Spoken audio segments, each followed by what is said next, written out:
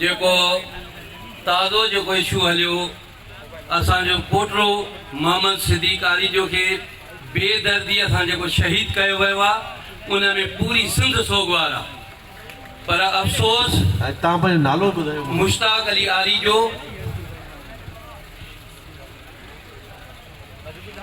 उन खां पोइ असांजो जेको आहे सो आचार्य जे ॾींहुं निर्णय गुम थियो उन्हीअ खे असां पाण जेको आहे सो निशानदेहीअ ते शाहिदनि जे ज़रिए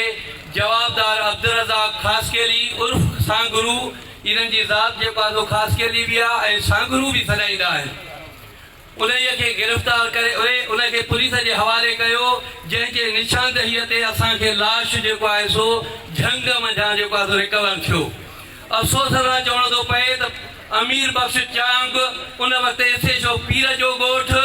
जंहिं जवाबदारनि खां पैसा वरिता 8 लख रुपया ऐं उन खां पोइ 62 माण्हू हिन में जेको आहे शामिल कया विया जंहिंजी वांगारोड़ हो जंहिं जवाबदार असांखे जेको आहे पंहिंजे पोटे जो लाश कढी ॾिनो उनखे ऐं उन जे निशानदेही कई त असां मोटरसाइकिल ते वियासीं मूंसां गॾु मोहम्मद मुबीन साणा उन मुबीन खे गिरफ़्तार करण जे लाइ उन जे ॻोठ ते का कान कई का जेकॾहिं ॿकरीअ जो जेकॾहिं चोर आहे त पुलिस ॾाढो अलाए छा थी करे छॾे हिकिड़े जेको आहे उन ते कन ते जूअ बि कोन चुड़ी जो उन जे लाइ जेको आहे उते वञी कंहिं को जेको आहे ॿियो